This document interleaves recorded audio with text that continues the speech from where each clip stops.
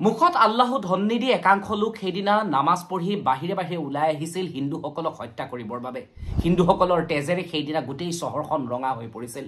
হিন্দু হাজাৰ হাজাৰ পুৰুষক যিটো সময়ত শিৰচ্ছেদ কৰা হৈছিল, সেইটো সময়তে হিন্দু মহিলাসকলক জোৰ জবৰদস্তি টানি লৈ যোৱা হৈছিল বিচনালৈ। হিন্দু মহিলাসকলৰ সৈতে ভয়ংকৰ কাণ্ড সংঘটিত কৰা হৈছিল। আনকি বহু হিন্দুক জোৰ জবৰদস্তি হিন্দুসকলৰ বাবে নিষিদ্ধ এবিধ মাংস খুৱাই দিয়া হৈছিল। লঘোণে ৰাখিবৰ বাবে বহু হিন্দুক ঘৰৰ ভিতৰত আবদ্ধ কৰা হৈছিল আৰু তেওঁলোকক কোৱা হৈছিল, যদি তোমালোকক খাদ্য লাগে তেতিয়াহ'লে তোমালোকে নিজৰ ধৰ্ম পৰিৱৰ্তন কৰা।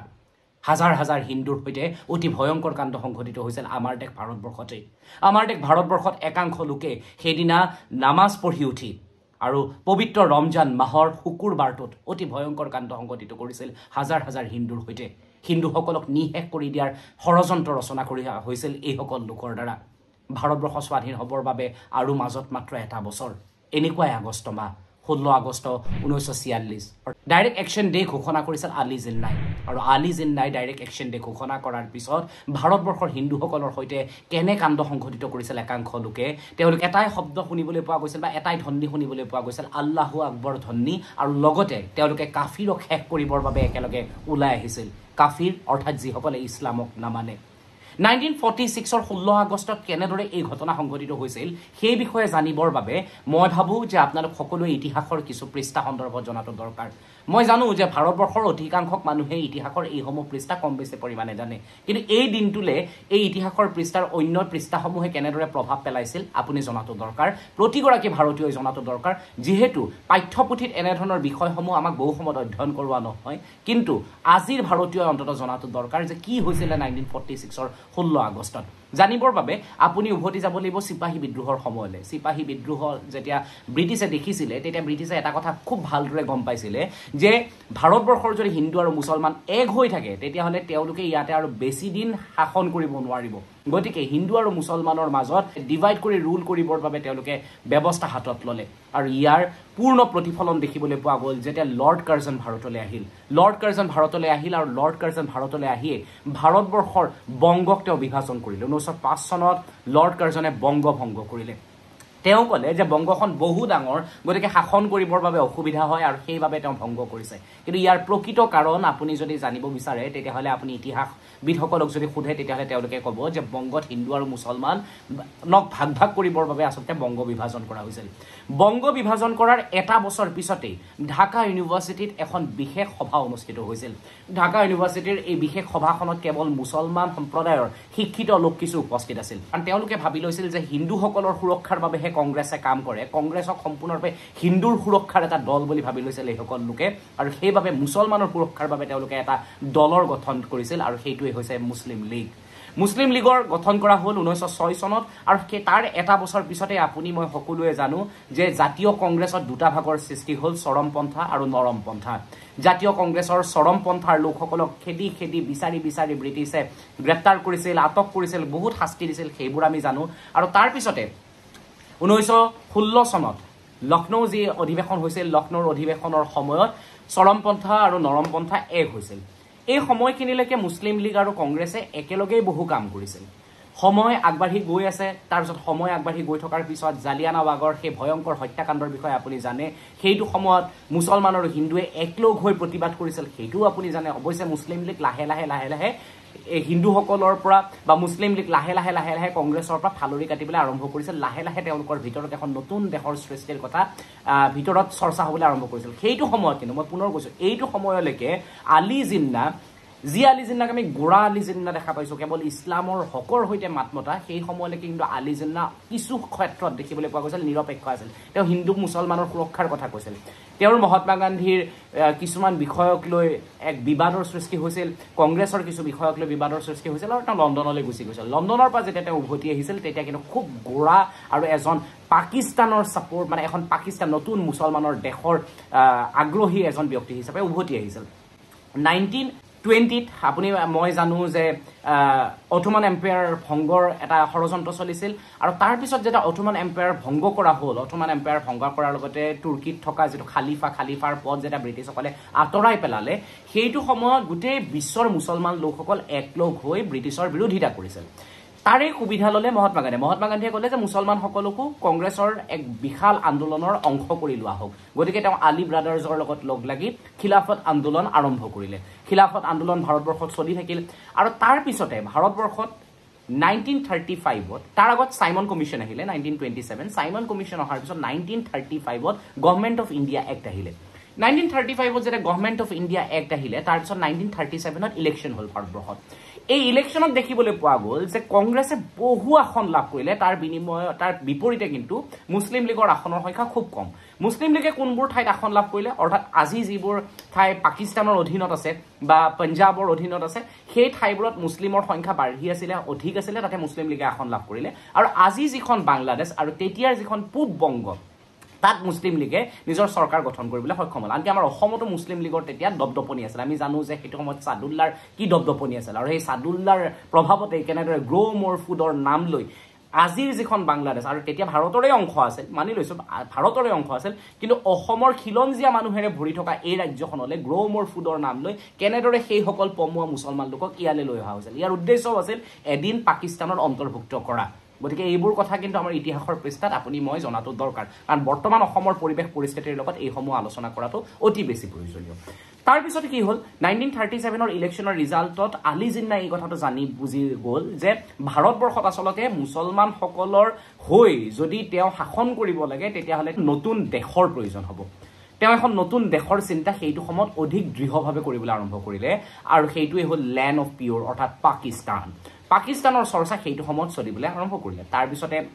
আহিল 1942 আপুনি মই জানো কুইট ইণ্ডিয়া মুভমেণ্ট অৰ্থাৎ ভাৰত ত্যাগ আন্দোলন আৰু ভাৰত ত্যাগ আন্দোলনৰ সময়ত ভাৰতৰ কংগ্ৰেছৰ যিসকল শক্তিশালী নেতা আছিল তেওঁলোকক টানি নি ব্ৰিটিছে জেলত ভৰালে আৰু আলী জিন্নাই এই সময়খিনিৰ সুন্দৰ সুযোগ গ্ৰহণ কৰিলে আলী জিন্নাই কি কৰিলে ব্ৰিটিছৰ সেইটো সময়ত বিশেষ সহায় কৰিবলৈ আৰম্ভ কৰিলে তেওঁ ব্ৰিটিছৰ বিশেষ সংগ ল'বলৈ আৰম্ভ কৰিলে আলী জিন্নাই সংগ লৈ ব্ৰিটিছক এই কথাটো বুজাই দিলে যে ভাৰতবৰ্ষত হিন্দু আৰু মুছলমান একলগত থাকিব নোৱাৰে গতিকে ভাৰতবৰ্ষত হিন্দু আৰু মুছলমান যেহেতু একলগে থাকিব নোৱাৰে গতিকে মুছলমানৰ কাৰণে এখন অন্য দেশৰ প্ৰয়োজন হ'ব তাৰ পিছতে 1946ত কেবিনেট মিছন আহিলে এই সময়খিনিৰ পৰা অতি গুৰুত্বপূৰ্ণ কেবিনেট মিছনৰ পৰা অতি গুৰুত্বপূৰ্ণ আপুনি শুনি যাব কেবিনেট মিছনত যেতিয়া তিনিজন ব্ৰিটিছ প্ৰতিনিধি আহিলে তেওঁলোকে কেবিনেট মিছনৰ এটা কেবিনেট প্লান আনিলে কেবিনেট মিছন প্লান সেইটো আপুনি এইকেইটা দিন পেপাৰত পঢ়িয়ে আছে সেয়া হৈছে ABC অৰ্থাৎ ভাৰতবৰ্ষক তিনিটা ভাগত ভাগ কৰাৰ কথা ক'লে এ ভাগটোত থাকিব হিন্দু প্ৰধান অঞ্চলসমূহ বি ভাগত থাকিব মুছলমান প্ৰধান অঞ্চলসমূহ আৰু চি ভাগত থাকিব অসম আৰু বংগৰ দৰে ঠাইসমূহ য'ত কেবিনেট মিছনৰ কিন্তু তীব্ৰ বিৰোধিতা কৰিছিল আমাৰ ভাৰত ৰত্ন গোপীনাথ বৰদলৈ তাৰ পিছতে আহিল কেবিনেট মিছনৰ কথা আহিল আৰু এই কেবিনেট মিছনৰ কংগ্ৰেছে তীব্ৰ বিৰোধিতা কৰিছিল কাৰণ কংগ্ৰেছে এখন অখণ্ড ভাৰত সেইটো সময়ত বিচাৰিছিল কিন্তু মুছলিম লীগক সেইটো সময়ত মুছলিম লীগে এটা সুবিধা দেখিছিল যে এনেদৰে অন্তত এখন নতুন দেশৰ সৃষ্টি কৰিব পৰা যাব আৰু ভাৰত ভাগ কৰিব পৰা যাব যেহেতু কংগ্ৰেছে ইয়াৰ বিৰোধিতা কৰি আছিল গতিকে আলী জিন্নাই ঘৰৰ পৰা এখন প্ৰেছ মিট সম্বোধন কৰিছিল এটা দিনত সম্বোধন কৰিছিল আৰু কৈছিল যে 16 আগষ্ট 1946ত আমি হয় যুঁজিম নহয় মৰিম আমি এখন বিশেষ যুদ্ধ আৰম্ভ কৰিম আৰু লড়কে লেংগে পাকিস্তান এই কথাটো তেওঁ সেইদিনাখনে উচ্চাৰণ কৰিলে আৰু তাৰ পিছতে এতিয়া তেওঁৰ এই প্ৰেছ মিটৰ পিছত আচলতে বংগত যে এক ভয়ংকৰ পৰিৱেশৰ সৃষ্টি হ'ব সেই কথাটো অধিকাংশ মানুহে গম পাই গৈছিল বংগত সেইটো সময়ত মুছলিম লিডাৰৰ দ্বাৰা যিসমূহ পেপাৰ বিলোৱা হৈছিল সেই পেপাৰসমূহতো কিন্তু 16 আগষ্টৰ দিনটোক একদম খুব বিশেষভাৱে গ্লোৰিফাই কৰি মুছলমানসকলৰ বাবে একদম গুৰুত্বপূৰ্ণ দিন হিচাপে ব্যাখ্যা কৰা হৈছিল 16 আগষ্টৰ দিনটো কিয় গুৰুত্ব হিচাপে লোৱা হৈছিল কাৰণ 16 আগষ্ট ৰমজানৰ এটা দিন আছিল 16 আগষ্টৰ দিনটোতে ইছলাম ধৰ্মী লোকসকলে এক বিশেষ যুদ্ধ ইতিহাসৰ পৃষ্ঠাত জয়ী হৈছিল লগতে ৰমজানৰ সেই বিশেষ জুম্মাৰ নামাজ পঢ়িব সেইদিনাখনে 16 আগষ্ট শুকুৰবাৰ এই সময়খিনিত এটা অতি গুৰুত্বপূৰ্ণ বিষয়টো হৈছে মহম্মদ উছমান নামৰ সেইটো সময়তে এজন ধৰ্মীয় গুৰু আছিল এই ধৰ্মীয় গুৰুগৰাকীয়ে কি কৰিছিল সেইটো সময়ত মুছলমান লোকসকলৰ হাতত এখন পত্ৰ দিছিল আনকি তেওঁ ইমান উদাত্ত ভাষণ দিছিল যে মুছলমানসকলে সেইটো সময়ত যিসকল কাফিৰসকলক নিশেষ কৰিব লাগে আনকি 500-600 বছৰ ধৰি মুছলমানসকলে এই কাফিৰসকলৰ ওপৰত শাসন কৰিছে গতিকে সেই গ্লোৰি সেই দিনবোৰ পুনৰ উভতাই আনিব লাগে গতিকে তেওঁৰ এই উদাত্ত ভাষণৰ পিছত নিৰক্ষৰ এইসকল লোকে হাতে অস্ত্ৰ লৈ হিন্দু লোকসকলৰ ওপৰত জঁপিয়াই পৰিছিল হিন্দু লোকসকলৰ ওপৰত যেতিয়া জঁপিয়াই পৰিছিল তেতিয়া নিশ্চয় আপোনাৰ মন গৈছে জানিবৰ বাবে প্ৰশাসনে কি কৰি আছিল সেইটো সময়তে এই বিশেষ বংগৰ মুখ্যমন্ত্ৰীৰ দায়িত্বত আছিল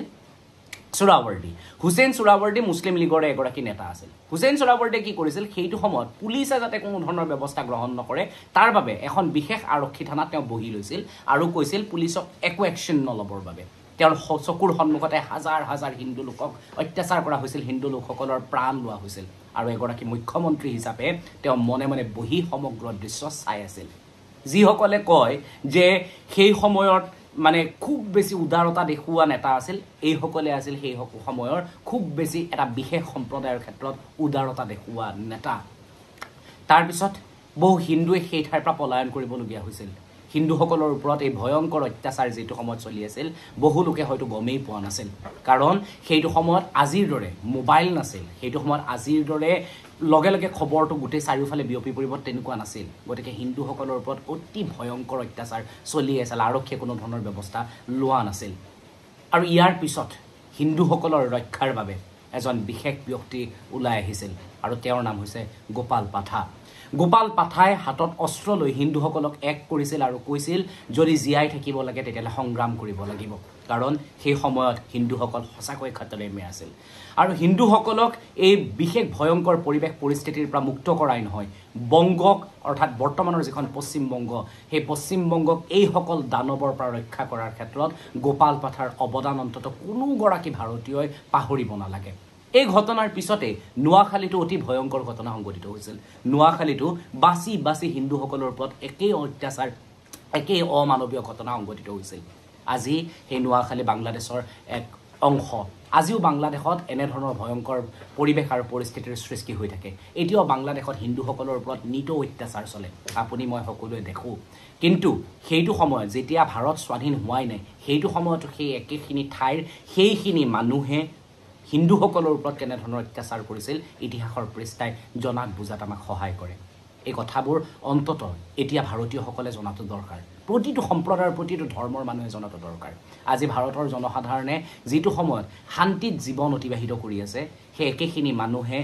হৰ বংশ পৰিয়ালে সেই একেখিনি মানুহৰ পূৰ্বপুৰুষে 1946ত বিশেষকৈ বংগত অসমত যিসকল লোকে বাস কৰিছিল তেওঁলোকে জানে কিমান বেছি অশান্তি আৰু কিমান বেছি ভয়ংকৰ পৰিৱেশৰ সৃষ্টি হৈছিল কেইগৰাকীমান ব্যক্তিৰ ক্ষমতা লোভৰ বাবে ইতিহাসৰ এনে বহু পৃষ্ঠা মই মাজে মাজে আপোনালোকৰ ওচৰলৈ লৈ আহিম এই পৃষ্ঠাসমূহে হয়তো কাৰোবাৰ বুকুত আঘাতৰ সৃষ্টি কৰিব পাৰে কাৰোবাৰ মনত দুখ লগাব পাৰে কিন্তু কথাটো হৈছে ইতিহাস সলনি কৰিব পৰা নাযায় ইতিহাসৰ পৃষ্ঠাই সদায় সঁচা কথা কয় এই অনুষ্ঠানটো চাই কেনেকুৱা লাগিল আপুনি জনাবলৈ নাপাহৰিব ধন্যবাদ